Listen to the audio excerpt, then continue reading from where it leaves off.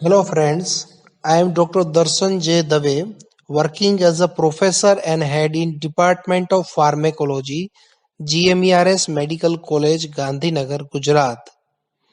You all know that the world is facing global corona crisis and amidst many problems, one of the basic problems that the students are facing is the stoppage of the lecture classes, their teachings in the college. That's why we have tried to manage this issue through this uploading these online presentations. This may be helpful to you. It can never act as a replacement of the interactive lecture class, but we have tried our best that it can help you. If you are having any query, you can mail me on my personal email ID that is mentioned in this slide. With this preface, I will start the first lecture of Pharmacotherapy of Parkinsonism. These lecture will be delivered in two classes and we are starting the first class of Pharmacotherapy of Parkinsonism. The learning objectives for the class are as follows. First is to understand the basic pathophysiology of the Parkinsonism. Then next is what are the possible target sites where anti-Parkinsonian drugs can act. Then we will discuss the pharmacology of the most effective drug Levodopa with Carbidopa in detail, then the pharmacology of various other drugs, and lastly, the holistic overall management of the Parkinsonism. As I have discussed, this class will be taken in the two lectures. In the first lecture, we will discuss basic pathophysiology of the Parkinsonism, target sites of the drugs, or we can say that the classification of the drugs, and the pharmacology of levodopa carbidopa.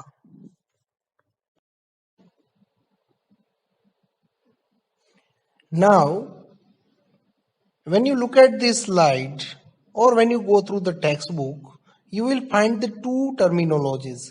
One is the Parkinson's disease and second is Parkinsonism. Don't confuse with these terms. First, what is Parkinsonism? Parkinsonism is an extrapyramidal motor disorder characterized by rigidity, tremor, and hypokinesia. These clinical features we will see later, but it is an extrapyramidal motor disorder, and the basic reason is the deficiency of the dopamine, and there can be various reasons for the Parkinsonism, like it is an arteriosclerotic Parkinsonism, or there is a hepatolenticular degeneration that can lead to Parkinsonism, or there can be drug induced Parkinsonism, and the most common cause that I am telling at the last, that is idiopathic. It means that you don't know what is the cause of the Parkinsonism. That is known as a Parkinson's disease. It is first described by the James Parkinson in 1817. It is also known as a paralysis agitans or shaking palsy, and it is the most common disorder seen in the geriatrics. You can say that this disorder can only be seen in the geriatrics, and around 1 to 2% of the population above the 65 years of age is affected. So, in summary, Parkinsonism is an extrapyramidal motor disorder when there is a deficiency of the dopamine in the striatum. There can be various causes. When the cause is not known, which is the most common, that is known as a Parkinson's disease, and there are four cardinal features. First is the muscular rigidity. Second is the tremor, but these are the resting tremors. And third is diminished movement, hypokinesia.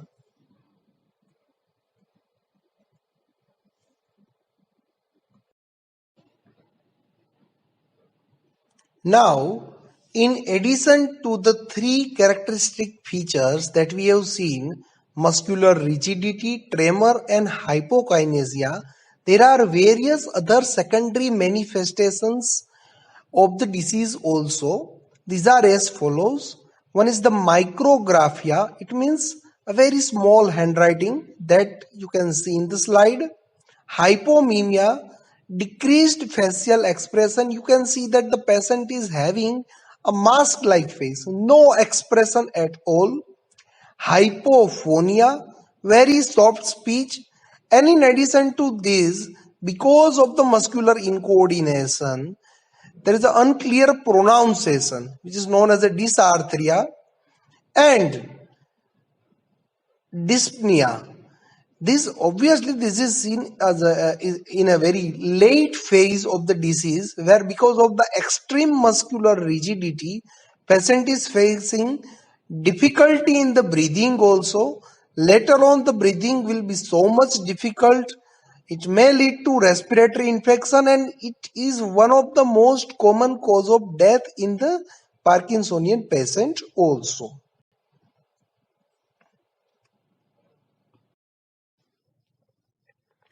Now we will see the pathophysiology of Parkinsonism. The pathological hallmark of the Parkinsonism is loss of dopaminergic neurons. Loss of actively functioning dopaminergic neurons which are having capability of synthesis, storage and release of the dopamine in the substantia nigra pars compacta. And as the loss of these dopaminergic neurons, it is not an overnight process, it's a gradual process. And when this loss reaches up to 70 to 80%, then there is a symptomatic Parkinson's disease. Now there are four theories or hypotheses for this loss of dopaminergic neurons. First is the accelerated aging, because this disease is seen most commonly in the aged individuals after the age of 65 years. Second is genetic predisposition. Third is the metabolic degradation of the dopamine, which will lead to the end products which generates the free radical, and there is an oxidative damage because of these free radicals. And fourth is environmental toxins, MPTP. But again, these are the four theories or hypotheses. There is no conclusive proof that these single reason or these group of reasons are definitely responsible for the genesis of Parkinsonism. Now we will see that what is the underlying cause for the genesis of this problem, and that is there is a degeneration of neurons in the substantia nigra, especially in the pars compacta region, as well as in the nigrostriatal tract. These will lead to deficiency of the dopamine in the corpus striatum. And you all know that dopamine, in addition to having various other peripheral functions and central functions also, one of the key function is the maintenance of the muscle tone and movement coordination. And because of the deficiency of the dopamine in the striatum, there is an impairment in the muscle tone and movement in coordination also seen. In this slide, you can see that in normal individual, there is a very fine balance between the dopaminergic and the cholinergic system, and that is responsible for the maintenance of muscle tone and coordination of muscular movements. Here you can see that there is a very fine balance between two neurotransmitters, dopamine and acetylcholine. Whenever there is any excess of the dopamine, the acetylcholine will manage it, and the vice versa is also true. And because of this fine balance, there is a proper maintenance of muscle tone and coordination of muscular movements. Now, in the Parkinsonism, we have seen that the basic problem in the Parkinsonism is loss of dopaminergic neurons in the nigrostriatal pathway, and ultimately there is a deficiency of the dopamine in the striatum. And in the previous slide, we have seen that dopamine and acetylcholine, these are the two neurotransmitters which controls the actions of the each other, and that is responsible for the fine tuning of the muscle tone and muscular coordination. Now here in the Parkinsonism, because there is a deficiency of the dopaminergic neurons, there is an uncontrolled cholinergic overactivity. You can say that because of the deficiency of the dopamine, there is an excess central cholinergic overactivity. So the clinical manifestations are because of these two reasons. One is the deficiency of the dopamine, and second is the excessive uncontrolled central cholinergic activity. So now we come to our major point, that are drugs effective in Parkinsonism. So up till now we have seen that there are two problems. One is the deficiency of the dopamine, and second is because of the deficiency of the dopamine there is an excessive uncontrolled cholinergic overactivity in the brain. This problem can be managed by either we are giving the agents which increases the dopaminergic activity in the striatum, or we are controlling the excessive cholinergic overactivity in the brain, so by giving central anticholinergic agents.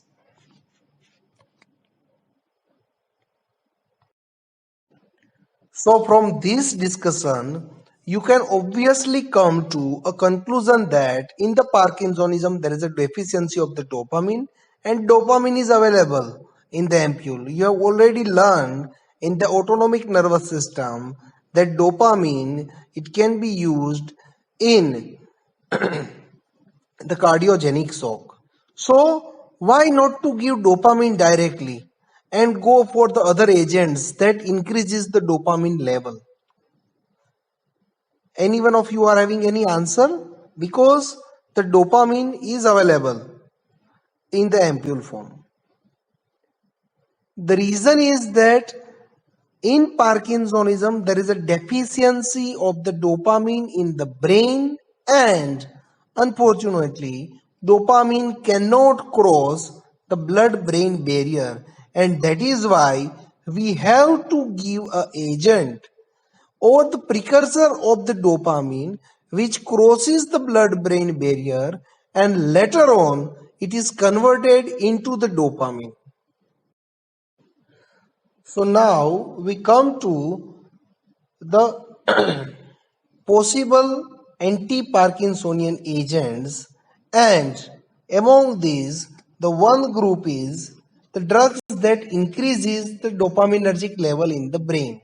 And as we have seen in the previous slide, that either we can give the precursor of the dopamine which crosses the blood-brain barrier and later on converted into the dopamine, or the second is the dopaminergic agonist which directly act on the dopaminergic receptor present into the brain, or the another mechanism is in the brain the dopamine is metabolized by the two principal enzymes, that is catechol O methyl transferase and monoamine oxidase B. If we can inhibit these two enzymes, we can curtail the degradation of the dopamine in the brain, and indirectly we increases the dopamine level into the brain. Not only this, but it has been found that the metabolism of the dopamine in the brain leads to the generation of the free radicals, which themselves are the responsible for the damage and ultimately the death of the dopaminergic neurons. That's why if we can inhibit these two enzymes by the specifically acting drugs, that can be helpful in the treatment of Parkinsonism. And last but not the least is dopamine facilitators, which increases the presynaptic synthesis and release of dopamine. And the another drug group is the centrally acting anticholinergic agent. Now we will see the drugs belonging to the each class. First is the drugs acting on the dopaminergic system. First one is the precursor of dopamine, that is Levodopa. The next is peripheral decarboxylase inhibitors, that are Carbidopa and benserazide. Then dopaminergic agonists, these are bromocriptine, which is non-selective dopaminergic agonist, and ropinirole and pramipexole. These are the selective dopaminergic agonist. Then COMT, catechol O methyl transferase inhibitors, selegiline and rasagiline. Then monoamine oxidase, MAO-B inhibitors, entacapone and tolcapone. And then the last, dopaminergic facilitators. They are also the NMDA or glutamate receptor antagonist, that is amantadine. Actually, it is an antiviral drug, but serendipitously it has been found to be having Antiparkinsonian action. And the another group, that is centrally acting anticholinergic agents, trihexyphenidyl hydrochloride, that is also known as the benzaxole, biperidine and procyclidine. Here one thing must be clear in your mind, that only the centrally acting anticholinergic agents are useful in the Parkinsonism, and don't confuse that the atropine, hyoscine or any other anticholinergic agents, even though they are having some central action, but primarily they are having peripheral action, they are not helpful in the treatment of Parkinsonism.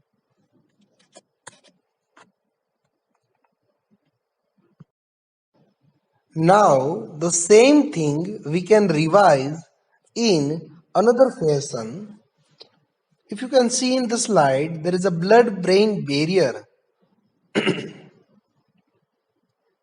And we all know that in the Parkinsonism, there is a deficiency of the dopamine in the brain in the corpus striatum. Okay, this dopamine acts on the dopaminergic receptors.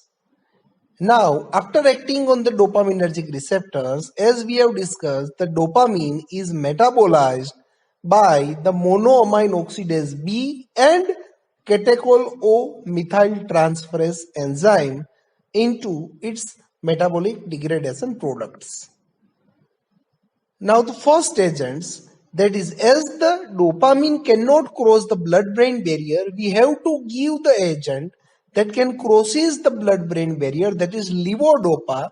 It is uses the active amino acid transport mechanism, that is L-aspartic acid transporter, and enters into the brain. And once after entry into the brain, it is converted into the dopamine with the help of the enzyme dopa decarboxylase. But here the main problem is the same enzyme dopa decarboxylase is also responsible for the conversion of levodopa into the dopamine in the periphery.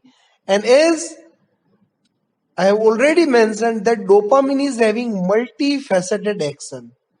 So all the peripheral actions of the dopamine that we actually don't want seen if we give the levodopa alone, and these are responsible for the significant adverse effect.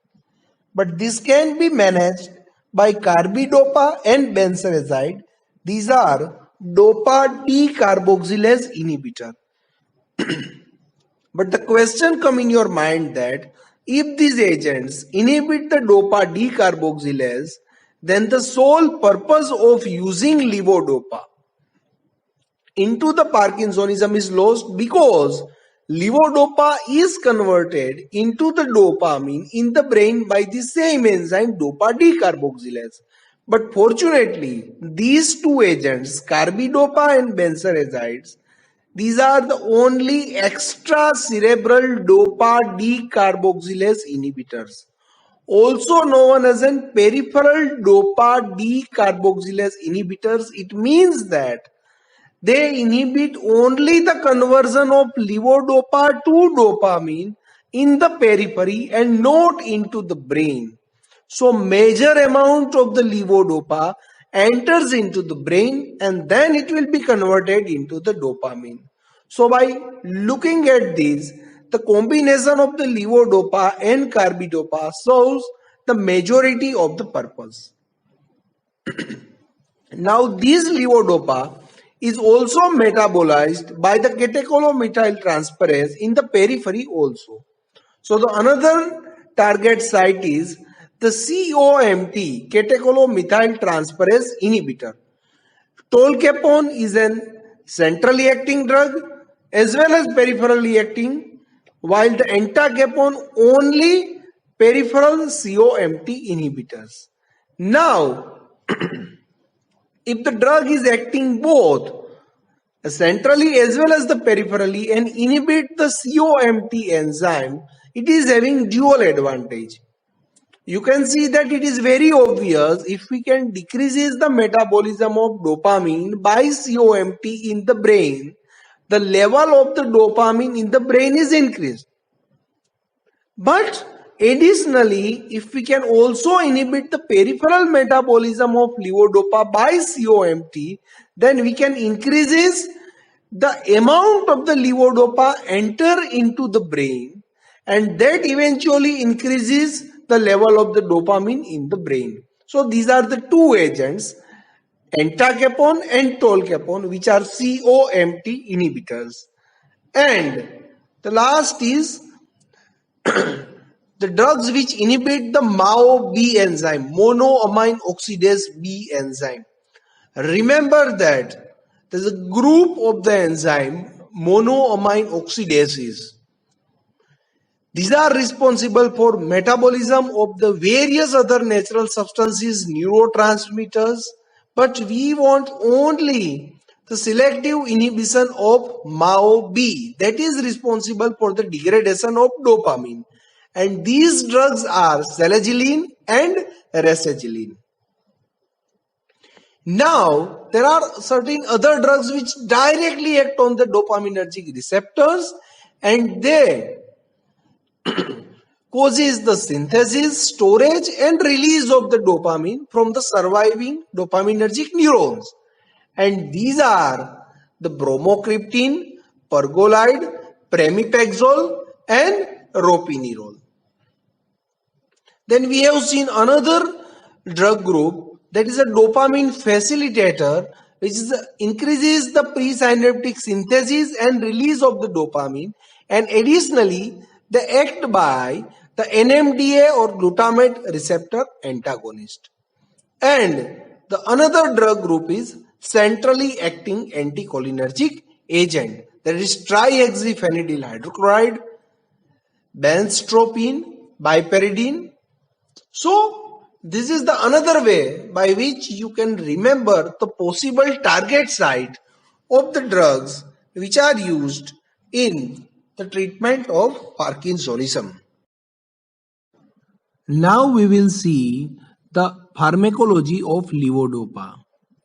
As we have seen, dopamine cannot cross the blood-brain barrier, and that's why we are giving the precursor of the dopamine, Levodopa. It is the most effective drug till today and it is having a salutary effect in the management of Parkinsonism. But the biggest problem with the levodopa is that more than 95% of the levodopa is decarboxylated in the periphery by dopa decarboxylase, which leads to various peripheral adverse effects. But this can be managed by giving the peripheral decarboxylase inhibitor, and that is Carbidopa or benserazide. Now we will see the pharmacological actions of levodopa. Now these pharmacological actions of the levodopa is divided into the two parts. One is the central and second is the peripheral action. And the reason for this division is even though we are giving peripheral decarboxylase inhibitor, still some amount of the dopamine is formed in the periphery and produces peripheral actions. So first, central actions. In the first, there are anti-Parkinsonian actions. They are the major actions that we will discuss in next slide. Second is the postural hypotension. Now as we are giving the levodopa and it crosses the blood-brain barrier, reaches the brain, converted into the dopamine, the level of the dopamine in the brain is increases, and that's why there is a negative feedback mechanism which will lead to decrease in the central sympathetic outflow and which is responsible for the development of postural hypotension. So my dear friends, remember this very carefully. Postural hypotension is a central action of levodopa. And the last is decreased prolactin release. You have to just remember like this, dopamine and prolactin is having inverse relationship, and that's why increased level of the dopamine in the brain will lead to the decreased prolactin. Even though the increased growth hormone release is seen, but it is not clinically important. Now we focus on the peripheral actions. Dopamine is having a multifaceted action even in the periphery, but the principal or the clinically significant action is seen on the heart, blood vessels and chemoreceptor trigger zone. As you all know that CTZ is outside the blood-brain barrier and stimulation of the dopaminergic receptor through the dopamine in the CTZ is responsible for nausea and vomiting. So this is one of the most common and troublesome which is seen in the initial phase of the therapy with levodopa. Another thing is tachycardia. Peripherally formed dopamine acts on the dopaminergic and beta adrenoreceptors on the heart and causes the stimulation of the heart, positive chronotropic action and tachycardia. Even though the peripherally formed dopamine acts on the blood vessels through the various receptors, but still no significant action on the blood pressure is seen. Again, I am repeating, the postural hypotension seen with the levodopa is a central action which is mediated to the inhibition of central sympathetic outflow. Now we will see the anti-Parkinsonian actions of levodopa. As we know that there are the three cardinal features, hypokinesia, rigidity and tremor, but by giving the levodopa, there is an initial improvement in the hypokinesia and rigidity. Later on, there is an improvement of the tremor, but improvement in the hypokinesia and rigidity is much more as compared to the tremor. Now, the action of the levodopa, it can be narrated in a very beautiful sentence that it is having a generalized alerting response, because we have already discussed that the patients of the Parkinsonisms, Because of the rigidity, there is a problem in the posture, problem in the gait, mask like face, patient is having a depression. And by giving the levodopa, the response is like that generalized alerting response. There is a gradual improvement in all these symptoms. And many a times it may lead to excitement or even frank psychosis also. Because we know that dopamine deficiency in the brain is responsible for the development of the Parkinsonism, problem in the muscle tone, movement and all that. But at the same time, excess dopamine will lead to psychotic features, and that's why we are giving antipsychotic drugs in patients having schizophrenia or other psychotic disorders. Okay, now we again come back to our original point. In addition to the improvement in the cardinal features, after giving the levodopa, within few days to months, there is improvement in the secondary manifestations like posture, gait, facial expression, mood and handwriting will be there. Now, initially, from few days to months, you can see that there is a gradual improvement and after some time, there is a complete relief of symptom. But these effects last unfortunately for not more than 2 to 5 years and the effect declines as the age advances. And the principal reason for this, we are just doing the symptomatic treatment of the Parkinsonism. We are increases the level of dopamine into the brain and we are not targeting the basic pathophysiology of the Parkinsonism, and that is the functioning dopaminergic neurons. And on the contrary, it has been proved that by giving the levodopa, even though we causes symptomatic improvement in the patient, but more dopamine enters into the brain, more it will be converted into the various other metabolites that are responsible for the generation of the free radicals, and that damages the few functional survived dopaminergic neurons.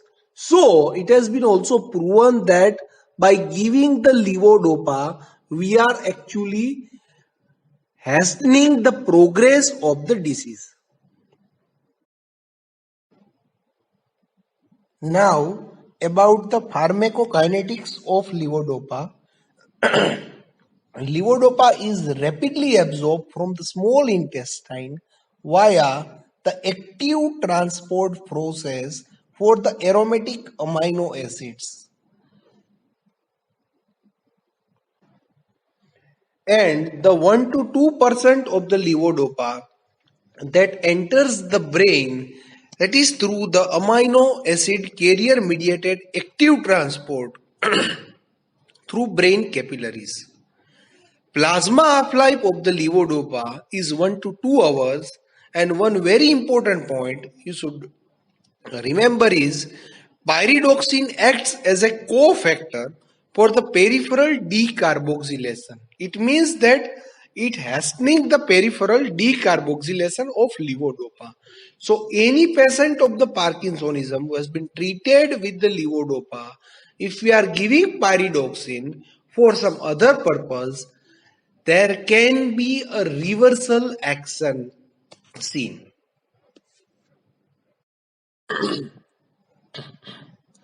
So we can say that three main villain which decreases the entry of the levodopa into the brain, and the major one is first peripheral decarboxylation of the levodopa into the dopamine. Now what is the solution for this? The solution is giving levodopa always in combination with peripheral decarboxylase inhibitors.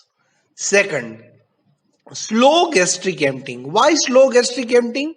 Because the more the levodopa remains in the stomach, it is degraded by the enzyme present into the stomach. So, levodopa should not be given with drugs which delays the gastric emptying. And here comes a very big problem. because there is one another group that we have discussed, that is a centrally acting anticholinergic actions, and that is useful for controlling the excessive central cholinergic overactivity. Now, so if we are giving levodopa with this central anticholinergic action, there can be synergistic action and advantages also. But there is a one problem also, that because of the anticholinergic property, these drugs will delay the gastric emptying, and hence they increases the degradation of the levodopa and decrease levodopa entry into the brain. So these things should be taken care while co-prescribing these two groups. And third is taken along with the food. The reason is that if the drug is taken along with the food, we have just discussed in the previous slide that levodopa absorption from the small intestine occur with the help of the active amino acid transport mechanism. Now, if you are taking the food, the certain amino acids are there, and so there is a competition, and which decreases the absorption of levodopa. How this problem can be overcome? Taken the levodopa on empty stomach. Now we will see the adverse drug reaction with the levodopa. Now the levodopa is having a very frequent adverse reactions. These are troublesome also. These are dose related also. But at the same time, these are reversible also. Now these adverse reaction of the levodopa we divide into the two part. One type of the reactions that are seen at the initiation of the therapy, and second is seen which are after the prolonged therapy. Now the adverse reactions that are seen at the initiation of the therapy, even though they are significantly troublesome to the patients, they will not cause much problem for the overall management of the patient, because with all these adverse drug reactions, sooner or later there is a development of the tolerance. So this is not going to be effect on a long run. Now we'll see which are these adverse reactions. Nausea and vomiting due to the dopaminergic action on the CTZ. Postural hypotension due to it is a central adverse effect, reduces central sympathetic outflow. Cardiac arrhythmias and exacerbation of angina. It is due to the dopaminergic action on the heart, and these adverse effects are particularly seen in the patients who are already having ischemic heart disease or other heart problem.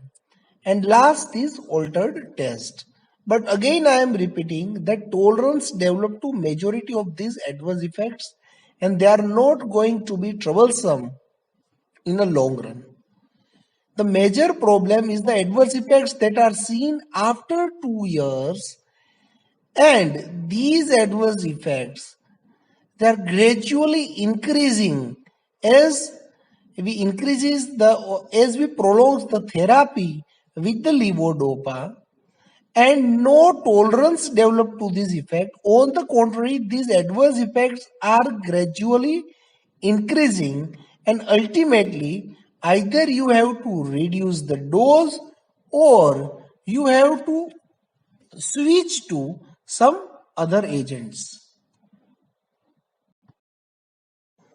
Now we will see the adverse reactions which are seen after the long-term therapy of levodopa, and first and foremost is dyskinesia.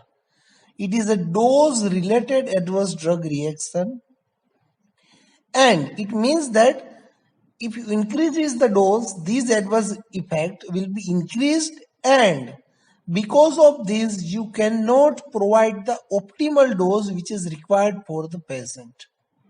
Okay, and ultimately you have to limit the dose. And the dyskinesia means abnormal motor movements. The abnormal movements that are seen are facial, tics, grimacing, tongue thrusting, various chorioathetoid movements. and unfortunately no tolerance developed to this adverse reaction. Then the next one is behavioral abnormalities. We have already discussed that excess dopamine in the brain, it will lead to some psychiatric adverse effects. This ranges from mild anxiety to nightmare to depression, or it may lead to a development of mania, hallucination, and even psychosis also. Because excessive dopaminergic level is directly responsible for the development of psychotic features, and that's why patients who are having psychiatric history or having psychosis, they are not prescribed levodopa.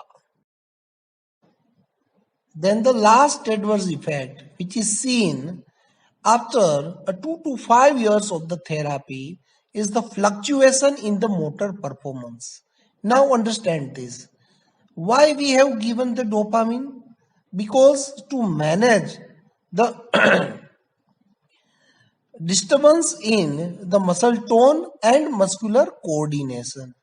Now, after 2 to 5 years, initially there is an end of dose deterioration effect. It means that after some time of the dose, the effect gradually diminishes and again the same Parkinsonian features will be seen.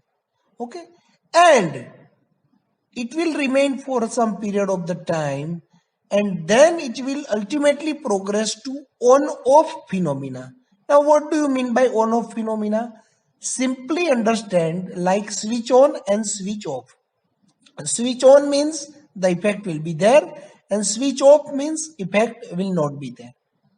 Now what exactly happens? When you give the drug, immediately for some time there is some improvement.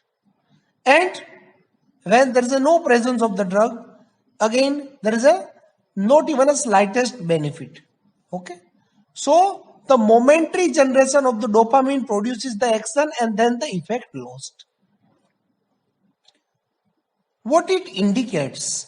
It indicates the progressive degeneration of the dopaminergic neurons and ability to store and release of the dopamine is lost, because again I am repeating that by giving the levodopa we are just giving the symptomatic treatment, and the major problem is the functioning surviving dopaminergic neurons that are not going to be increased, on the contrary they are decreasing. And even in this own phase where the effect of the drug is seen, this phase is also not good for the patient, because in this phase various dyskinesias are seen. So that's why ultimately you have to reduce the dose and you have to switch over to some other drug. This is the biggest problem with the levodopa, even if you give along with carbidopa. Now certain important drug interactions with the levodopa. First one is with the pyridoxine. We have already seen pyridoxine act as a cofactor for the peripheral decarboxylation. So when you give the pyridoxine, it enhances the peripheral decarboxylation and hence the reversal effect. It means that the effect that you are getting with the levodopa alone, the therapeutic effect, that you will not get. And the second very important drug interaction is with the dopaminergic receptor blockers drugs. Because now first you tell me which are the dopamine receptor blockers drugs and where they are used. First is antipsychotic groups. As we have discussed, dopamine excess responsible for the psychosis. So in the antipsychotic treatment we are giving dopaminergic receptor blockers drugs. So this will lead to diminished effect of levodopa, or reversal effect can also be seen. And second, we are giving D2 receptor blocker for the treatment of vomiting also. These are metoclopramide and domperidone. So if you are giving the metoclopramide, we are blocking the central dopaminergic receptors, and that's why the beneficial effect of the levodopa in Parkinsonism will be lost. But the question arises in your mind is that one of the major adverse effect of the levodopa is vomiting. So we may have to give the metoclopramide. So how to solve this issue? This issue can be solved by giving the domperidone. Because the domperidone also acts on the dopaminergic receptor, but only outside the blood-brain barrier in the CTZ.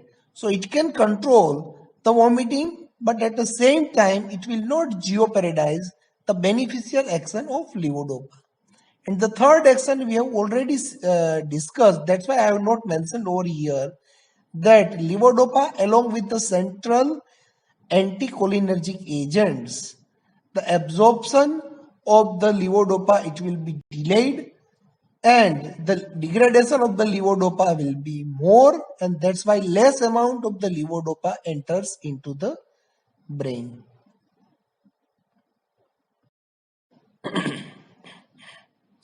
Now we have already seen that if we are giving levodopa alone, only 1 to 2% of the levodopa enters into the brain, which also may not be possible. So levodopa is always given along with the peripheral decarboxylase inhibitors that are with the either carbidopa or benserazide. And what are the advantages? That more amount of the levodopa enter into the brain, and that's why the dose of the levodopa is reduced. Half-life will be prolonged. As the more amount of the levodopa enters into the brain, there will be higher degree of the improvement. Lesser levodopa conversion into the dopamine in the periphery, so the peripheral side effect will be reduced.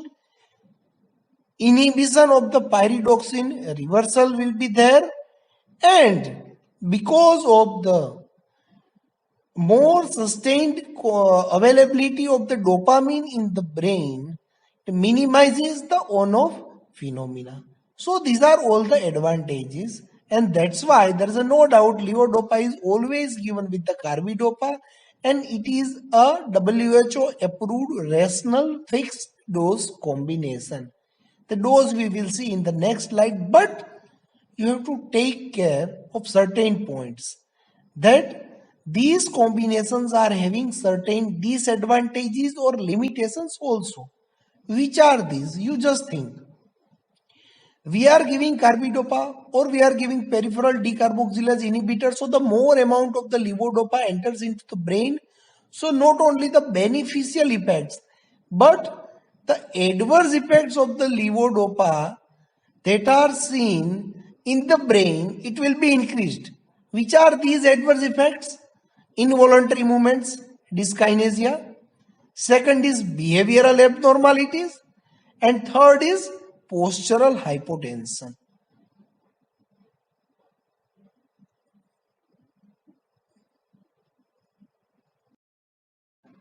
Now finally, the dosage regime of levodopa carbidopa combination. As I have told, this combination is available as a fixed dose combination. Levodopa is available as a 100 milligram and carbidopa as a 10 or 25 milligram.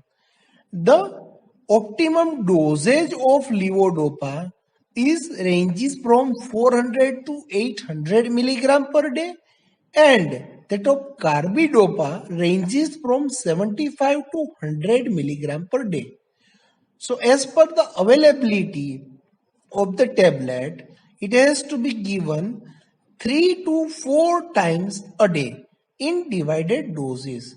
But remember, initially you have to start up with a lesser dose and frequency, and you have to gradually increase the dose to avoid the initial dose related adverse effect.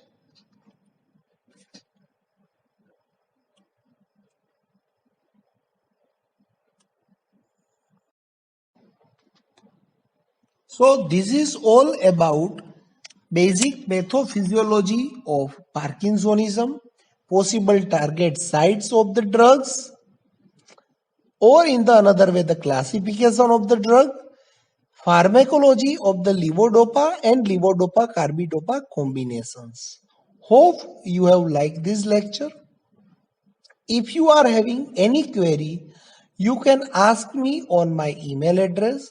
In the next class, we will discuss the other drug groups that are MAO-B inhibitor, then COMT inhibitor, then dopaminergic agonist, then dopaminergic facilitators, and centrally acting anticholinergic agents. And then we will discuss the principles of the management of, especially the pharmacological management of Parkinsonism. Thank you all.